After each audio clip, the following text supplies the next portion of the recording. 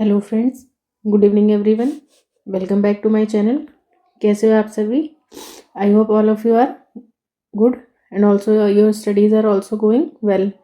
तो जैसा कि आप सभी देख रहे हो, हम लोग क्या कर रहे थे, आरपीएससी के फर्स्ट ग्रेड पीजीटी बायोलॉजी का पेपर हम लोग सॉल्व कर रहे हैं। ठीक है, प्रीवियस ईयर पेपर्स जो हम लोग हैं वो सॉल्व कर रहे हैं। तो ये 2020 का पेपर है। इसमें ऑलरेडी मतलब 93 तक के क्वेश्चन जो हम कवर कर चुके हैं। बाकी यहाँ पे मैंने बताया था ना कि 94 से लेकर के और कुछ मतलब 121 तक जो है वो पीडोलॉजी वाला सेक्शन दिया हुआ है। ठीक है, ये पीडोलॉजी का सेक्शन है।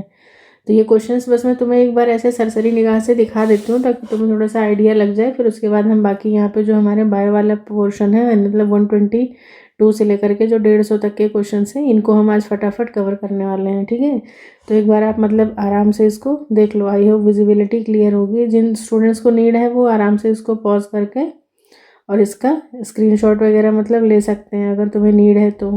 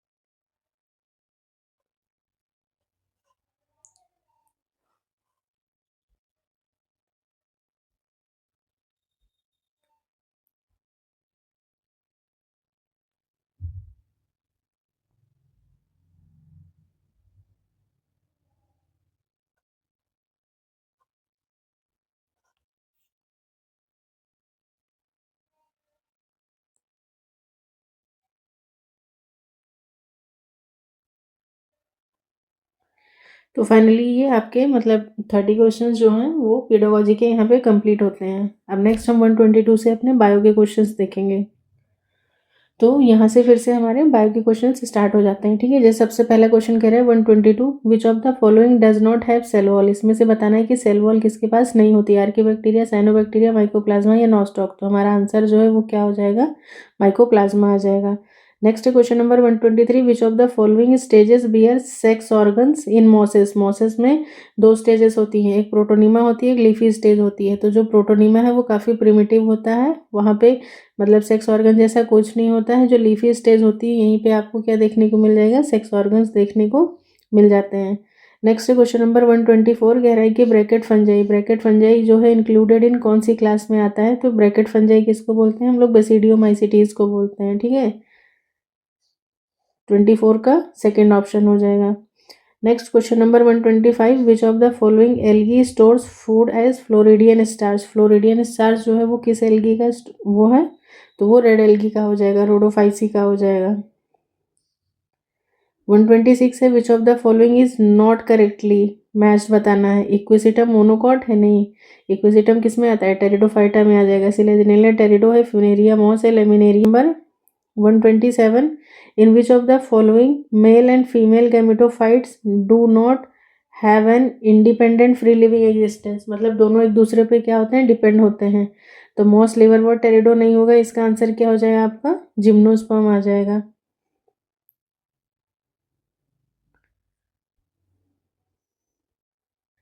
Next question number 128, which of the following type of muscles are found in the blood vessels. Blood vessels में कैसी मसल्स देखने को मिलती हैं, तो वो स्मूथ मसल्स होती हैं। ठीक है, नेक्स्ट है कार्डियक मसल्स हार्ट में होती हैं, स्केलेटल आपको पता ही है सारी चीज़ें। विच of the following is correctly match, correctly यहाँ पे मैच बताना है। कैरेट एडवेंटिशियस रूट होता है, नहीं। पोटैटो में स्टिल रूट होती है, बिल्कुल नहीं। और बनियान में प्रॉप रूट्स या फिर इन्हीं को हम लोग और क्या नाम से जानते हैं, पिलर रूट्स होती हैं। ठीक है, ये भी मैं ऑलरेडी PYQs करवाया था तो मैंने आपको एक्सप्लेन किया था ये चीज़।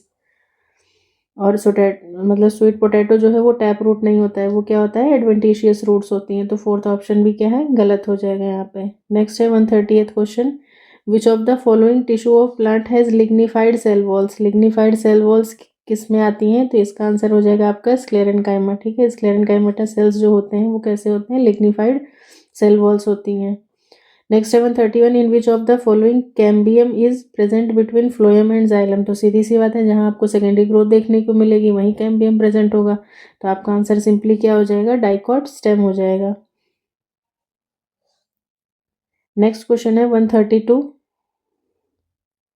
सिमेट्रिक फ्लावर्स की बात कर रहे हैं। सिमेट्रिक फ्लावर्स भी कह सकते हो आप इसको, या फिर ये कह सकते हो कि एक्टिनोमॉर्फिक। मतलब कहने का ये है कि जिसको आप बराबर से किसी भी प्लेन से मतलब बराबर दो भागों में बांट सकते हो। Are found in which of the following family. तो इसका आंसर जो हो जाएगा मस्टर्ड हो जाएगा, क्योंकि मस्टर्ड कैसा है, एक्टिनोमॉर्फिक होता है। बाकी पी, कैशिया, करना वगैरह जो है ये सब कैसे हैं, एसिमेट्रिकल है। मतलब पी वगैरह तो पी और करना जो है ये जाइगोमॉर्फिक है, और केशिया में शायद एसिमेट्रिकल वो पाई जाती है। इसको थोड़ा सा चेक कर लेना आप। नेक्स्ट है 133, apocarpous ovary of a flower is with. Apocarpous का मतलब ही होता है एपो मतलब क्या होता है, फ्री, ठीक है, और कार्पस मतलब मैनी कार्पल्स बट फ्री। तो 133 का सेकेंड ऑप्शन हो जाएगा राइट आंसर। नेक्स्ट क्वेश्चन है स्क्यूटिलम। स्क्यूटिलम क्या है, कोटिलीडन ऑफ ग्रास। 135 कह रहे हैं एंजाइम प्रेजेंट इन लाइजोजाइम्स। लाइजोजाइम्स में कौन से एंजाइम प्रेजेंट होते हैं, हमारे हाइड्रोलेजेस होते हैं। नेक्स्ट है 136, extra chromosomal DNA of bacteria, उसको क्या बोलते हैं, प्लाज्मिड बोलते हैं। इधर के क्वेश्चन इजी हैं, स्टार्टिंग वाले काफ़ी टफ थे। Who discovered that all sales arise from pre existing cell. फिर से वही क्वेश्चन आ गया, क्या है इसका आंसर, रुडोल्फ वर्काउ। नेक्स्ट है 138, which of the following is absent in plant cell. Plant cell में क्या नहीं होता है, सेंट्रियोल्स नहीं होता है। Centrioles is the feature of animal cell which help in the division of the cell. Smooth endoplasmic reticulum, SER की बात हो रही है, RER की नहीं। RER होता है तो प्रोटीन सिंथेसिस करता है, SER है तो क्या सिंथेसिस कर रहा है, लिपिड की सिंथेसिस करता है, ठीक है। नेक्स्ट है question number 140, total number of mitochondria in a cell remains constant after division because. क्या रीजन हो सकता है वहाँ पे, क्योंकि mitochondria also divides by fission into two parts. मतलब यहाँ पर भी बाइनरी फिजन या मतलब जैसे बैक्टीरिया वगैरह में होता है डिवीजन, नॉर्मली उसी तरीके से होता है। तो फोर्थ ऑप्शन जो है यही क्या हो जाएगा, आपका करेक्ट आंसर हो जाएगा। बाकी ये क्वेश्चन इंपॉर्टेंट है, थोड़ा सा इसको ध्यान देना। नेक्स्ट है question 141, terminal centromeres. Terminal centromeres जो है वो कहाँ पे पाए जाते हैं, तो वो टीलोसेंट्रिक का फीचर हो जाएगा। बाकी इन सब का मैंने शेप भी बताया था ना तुम लोगों को, शेप के अकॉर्डिंग भी इस पे क्वेश्चन आता है, VL और ये क्या था, J और ये I, ठीक है। मेटासेंट्रिक, सब मेटासेंट्रिक, एक्रोसेंट्रिक और टीलोसेंट्रिक। और सबसे अच्छी बात यह है कि मैंने ये भी बताया था कि टीलोसेंट्रिक जो है वो ह्यूमन बींग्स में एब्सेंट होता है। Which one of the following is not a polymeric carbohydrate. इसमें से ये बताना है कि इसमें से पॉलीमेरिक कौन नहीं है। पॉलीमेरिक का मतलब कि जहाँ पे लॉन्ग चेन देखने को मिलेगी। तो इनुलिन क्या है, बीटा डी फ्रक्टोज का वो हो जाएगा, सेलुलोज आ जाता है, काइटिन आ जाएगा। आपका आंसर यहाँ पे क्या होना चाहिए, फ्रक्टोज होना चाहिए। फ्रक्टोज क्या है, सिंपली ये मोनोसेकेराइड है, सिंपल शुगर है, वही C6H12O6। One many monosaccharide link together, जब एक से ज़्यादा मोनोसेकेराइड जो है एक दूसरे के साथ लिंक करते हैं तब वो पॉलीमर का फॉर्मेशन करते हैं, ठीक है। इनुलिन क्या है, पॉलीमर है फ्रक्टोज का, यानी कि बीटा डी फ्रक्टोज का पॉलीमर हो जाएगा, made up of chain of fructose units. Inulin क्या है, स्टोरेज मॉलिक्यूल है, किसमें, प्लांट्स में, found in the roots and rhizome, और मतलब डहलिया में ये पाया ही जाता है। ये चीज़ तो आपको पता ही होना चाहिए, इनुलिन। और डहलिया किसका वो है, मेंबर एस्ट्रेसी का है। Inulin is also found in some fruits, कुछ फ्रूट्स और वेजिटेबल्स में भी पाया जाता है, जैसे अनियन, बनाना और एस्पेरेगस वगैरह में।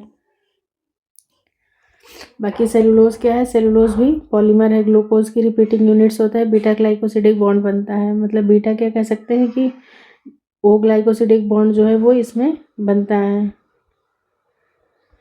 और सेलुलोज लीनियर पॉलीमर है, मतलब कि डज नॉट, इसमें कोई ब्रांचिंग नहीं होती है। बाकी स्टार्च जो है वो कैसा था, ब्रांच्ड पॉलीमर आ जाता था। बस यही सारी चीज़ें हैं। सेलुलोज कहाँ कहाँ पे पाया जाता है, तो it is found in the cotton, flax, hemp, sisal, jute और बैम्बू वगैरह में पाया जाता है। Cellulose is mainly many is found in used as a many product including paper, wood, cotton, linen, rayon और एक्सप्लोजिव्स वगैरह। इन सब में क्या होता है, सेलुलोज होता है। और सेलुलोज है भी क्या, एक तरीके का नेचुरल पॉलीमर है, ठीक है। तो ये सारी चीज़ें आपको पता होना चाहिए। काइटिन कहाँ पे आता है, आर्थ्रोपोडा और फंजाई का मेन वो होता है, ठीक है। और काइटिन भी किस पॉलीमर है, ठीक है। नैग का वो भी क्या है, होमोपॉलीमर है, हेटेरो नहीं है। इसमें सेम यूनिट जो है वो बार बार रिपीट हो रही है। N acetyl D glucosamine the amino acid that make up chitin, इसमें जो है β14 ग्लाइकोसामाइन यूनिट्स का मतलब जो है वो लिंकेज वगैरह होता है। बस यही सारी चीज़ें हैं। इसमें भी 3 तरीके के होते हैं, अल्फा काइटिन, बीटा काइटिन और gamma chitin. Chitin odourless white और क्रीमी वाइट इन कलर होता है, रिलेटिवली रेजिस्टेंस टू डिग्रेडेशन। ठीक है, सो यही सारी कुछ इन्फॉर्मेशन थी इसमें। नेक्स्ट है 143, which of the following pairs are not correctly matched. हम यहाँ पे नॉट करेक्टली बताना है। तो देखो होमोथैलिक, होमोथैलिक मतलब कि यूनिसेक्सुअल होगा, यहाँ पे बाइसेक्सुअल दे रहा है, गलत है। हर्माफ्रोडाइट अर्थवर्म होता है, ठीक है। हेटेरोथैलिक में क्या आ जाएगा, मतलब सेम थैलस पे दोनों सेक्स ऑर्गन्स हो, तो ये यूनिसेक्सुअल कहाँ से हो गया भाई। पिस्टिलेट फ्लावर्स जो है वो मेल फ्लावर्स होते हैं, नहीं, तो ये भी गलत है। पिस्टिलेट फ्लावर्स जो होते हैं वो कैसे फ्लावर्स होते हैं, वो फीमेल फ्लावर्स होते हैं, ठीक है। और वाइल स्टेमिनेट, अगर इसी जगह पे आपको दे दिया जाए स्टेमिनेट फ्लावर, तो स्टेमिनेट फ्लावर जो हैं वो कैसे होते हैं, मेल फ्लावर्स होते हैं, दे आर मेल फ्लावर्स। और मीनार्क, मीनार्क जो होता है वो एंड और cessation of menstrual cycle in human, नहीं, वो तो स्टार्टिंग होता है ना मीनार्क। ये एंड या सीसेशन तो क्या कहलाता है, मीनो पॉज कहलाता है, ठीक है। तो उसके अकॉर्डिंग यहाँ पर ये भी गलत है, मतलब ए गलत है, सी गलत है, डी गलत है, ई गलत है। मेरे को तो सारे ही गलत दिख रहे हैं यहाँ पे। ए गलत है, सी, ए सी, ये वाला छोड़ दो, C D E, C D E, ये तीनों गलत है, ऑप्शन ही नहीं मिल रहा है यहाँ पे। तो इसका आंसर मतलब मेरे हिसाब से जो है वो ए सी डी और ई, ये चार के चारों ही गलत हैं, ठीक है। बाकी इन लोगों ने अपने आंसर की में तो मतलब स्टार मार्क कर दिया, मतलब क्वेश्चन ही डिलीट कर दिया, क्योंकि भाई ऑप्शन तुम ऐसे भांग खा के बनाओगे तो यही ना सब होगा। नेक्स्ट है 144, which of the following statement is false, इसमें से फॉल्स बताना है। तो देखो cells at the end of prophase do not show Golgi bodies and E R, हाँ, क्योंकि वहाँ पे सारे सेल ऑर्गेनल्स जो हैं वो ऑलरेडी क्या होते हैं, डिसअपियर हो चुके होते हैं, तो ये सही है। False, sorry, small disc shape structure at the surface of centromere are called kinetochores, ठीक है, ये बात एकदम सही है। ये देखो यहाँ पे क्या होता है, इस तरीके से डिस्क शेप स्ट्रक्चर होता है ना, जिससे स्पिंडल फाइबर अटैच होते हैं, तो ये काइनेटोकोर्स होते हैं, ये भी सही है। Metaphase plate is form at the equator of the spindle, this is also correct. Fourth option कह रहा है कि chromosome splitting and separation of chromatid occur at telophase, telophase पे नहीं होता है, ये काम कहाँ पे होता है, तो ये काम मतलब कहाँ पे हो रहा है, ये काम एनाफेज पे होता है, ठीक है। तो इसीलिए ये क्या हो जाएगा आपका, फोर्थ ऑप्शन जो है वो क्या है, इनकरेक्ट है, ठीक है। नेक्स्ट है question number 145, which of the following pair is not correctly matched, not बताना है यहाँ पे। तो देखो ओवरी से प्रोजेस्टेरोन ठीक है, टेस्टिस एंड्रोजन भी ठीक है, आइलेट्स ऑफ लैंगरहैंस से ग्लूकागोन। आइलेट्स ऑफ लैंगरहैंस में मैंने 4 सेल्स बताई थी ना, अल्फा बीटा गामा डेल्टा और एप्साइलन, 5 बताई थी। सोचो पांचों के नाम याद हैं, अगर किसी को याद है तो कमेंट सेक्शन में जाओ और जा करके सबका लिखो कि कौन क्या क्या सिक्रेशन करता है।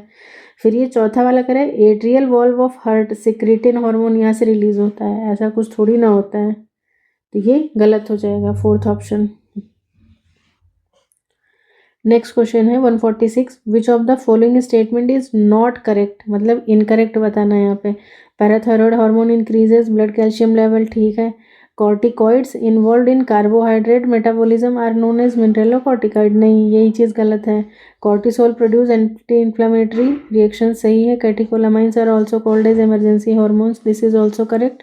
तो आपका जो सेकेंड ऑप्शन है ये क्या है, इनकरेक्ट है। बाकी ये वाला गलत क्यों है, क्योंकि यहाँ पे मिनरलोकॉर्टिकॉइड नहीं होगा, ये वाले क्या होते हैं, ये ग्लूकोकॉर्टिकॉइड्स होते हैं, glucocorticoids. while those regulating water and electrolyte balance are called mineralocorticoids। तो यहाँ पे रेगुलेशन किसकी, कार्बोहाइड्रेट की बात हो रही थी, तो ग्लूको आ जाएगा, और मिनरल वाली मतलब वाटर और इलेक्ट्रोलाइट्स का तो मिनरलोकॉर्टिकॉइड्स हो जाएंगे, ठीक है।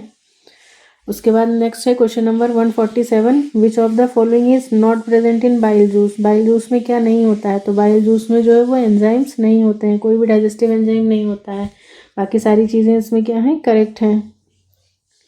नेक्स्ट क्वेश्चन नंबर 148 कह रहा है कि वॉल्यूम ऑफ एयर इंस्पायर्ड और expired during normal respiration, normal respiration की बात करें तो वो क्या कहलाता है, हमारा टाइडल वॉल्यूम हो जाएगा, 148 का सेकेंड ऑप्शन।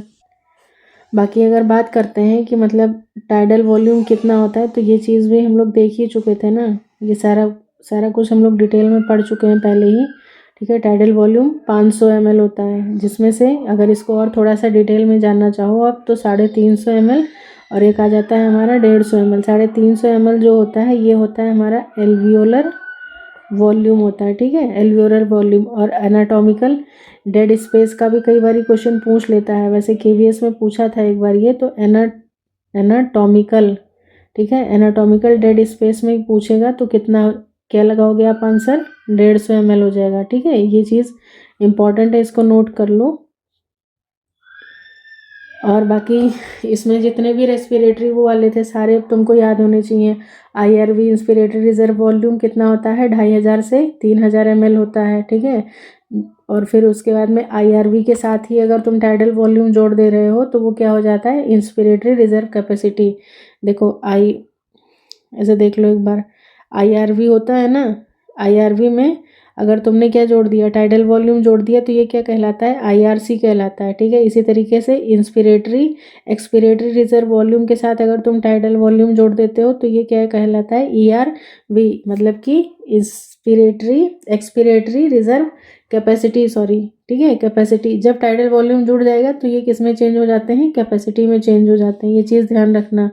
और आईआरवी कितना होता है, 2500 से 3000, उसमें अगर तुमने 500 और जोड़ दिया तो 3000 से 3500 ml हो जाएगा। ईआरवी की बात करते हैं, एक्सपिरेटरी रिजर्व वॉल्यूम की, तो ये कितना होता है, ये 1100 ml के आसपास होता है। इसमें अगर तुमने 500 और जोड़ दिया तो ये जो इंस्पिरेटरी रिजर्व कैपेसिटी की बात करेंगे तो ये 1500 से 1600 ml हो जाएगा। उसके बाद इसमें आ जाता है एक रेजिडुअल वॉल्यूम, जो कि कितना होता है, 1100 से 1200 ml के आसपास होता है। ये होता क्या है, तो फोर्सिबल एक्सपायरेशन या फोर्सफुली एक्सहेल करने के बाद जो मतलब एयर लंग्स में रिमेन रह जाती है वो कहलाता है हमारा रेजिडुअल वॉल्यूम। रेजिडुअल का मतलब ही क्या होता है, बचा हुआ।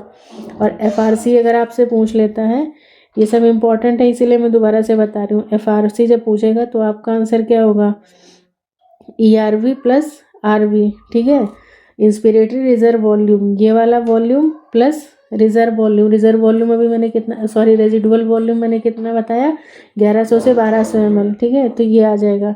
तो एफआरसी अगर आपसे कभी पूछता है कि कितना होता है तो ये ऑलमोस्ट 2100 से 2300 ml के आसपास होती है ये चीज़। फिर वाइटल कैपेसिटी पूछ ले, ठीक है, वीसी भी इंपॉर्टेंट है। वाइटल कैपेसिटी में तीनों चीज़ें आ जाती हैं। वीसी टाई करने के लिए मैंने बोला था ना तुम लोगों को, टी प्लस ई प्लस आई।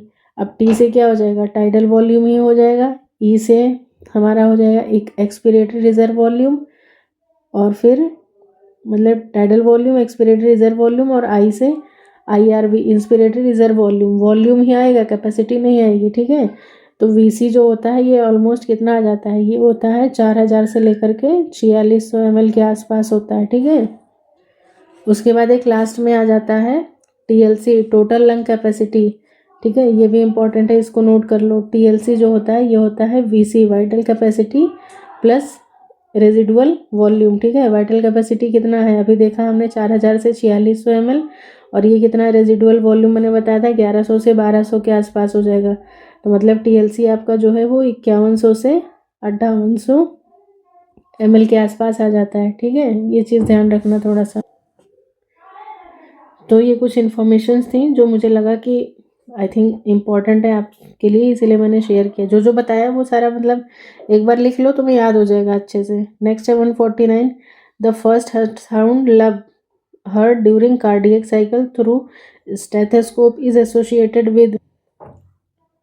तो यहाँ पे देखो ऑप्शंस क्या है, क्लोजर ऑफ बाइकास्पिड वॉल्व नहीं, क्लोजर ऑफ ट्राइकास्पिड नहीं, दोनों के क्लोजर पे, जब दोनों एक साथ बंद होती हैं तो उस जगह पर ये साउंड प्रोड्यूस होता है, लब, जो कि कैसा होता है, फर्स्ट हर्ड साउंड होता है। और उसके बाद सेकंड वाला जो होता है वो क्लोजर ऑफ सेमिलूनर वॉल्स के क्लोजर पे होता है। ठीक है, और डब का ड्यूरेशन जो है वो ज़्यादा होता है। ठीक है, लब जो है वो शॉर्ट ड्यूरेशन का होता है।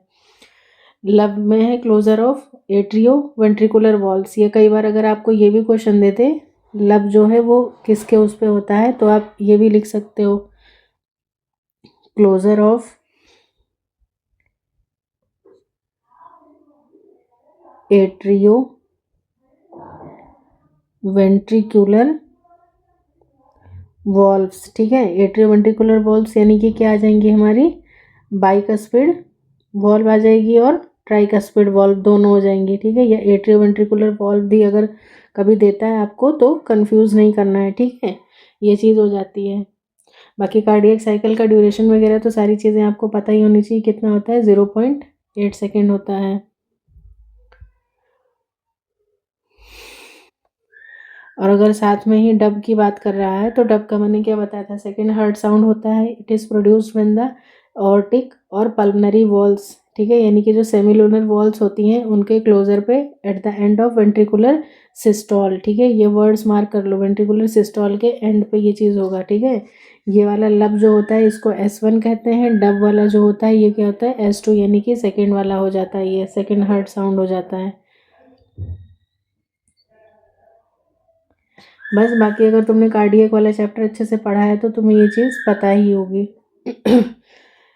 फिर आता है हमारा finally last but not the least 150th question कह रहा है कि the ship on which Charles Darwin जो है वो ट्रेवल करने गए थे वर्ल्ड पे, विश्व भ्रमण पे जब वो गए थे हमारे डार्विन सर, तो उनकी जो शिप थी उस शिप का नाम क्या है, ठीक है। तो उसका नाम है HMS बीगल, ठीक है। ये क्वेश्चन भी इससे पहले भी पूछा जा चुका है।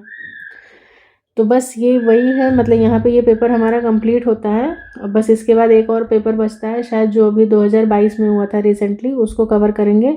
उसके बाद में फिर से हम अपनी रिवीजन स्टार्ट करते हैं। और प्लीज़ आप लोग देख नहीं रहे हो क्या, सबके सभी कुंभ नहाने चले गए हो क्या? हाँ, थोड़ा सा टाइम निकाल के मतलब पढ़ लो, पढ़ाई भी ज़रूरी है। ऐसा नहीं है, चलो ठीक है घूमना फिरना होता रहता है साथ साथ में, लेकिन पढ़ना भी ज़रूरी है, ठीक है। तो चलो फिर इसको यहीं पे वाइंड अप करते हैं, मिलते हैं नेक्स्ट क्लास में। एक और पेपर बचा है उसको फटाफट कंप्लीट कर लेते हैं, उसके बाद हम अपनी रिवीजन स्टार्ट करेंगे, ठीक है। So thanks for watching everyone, bye bye, take care.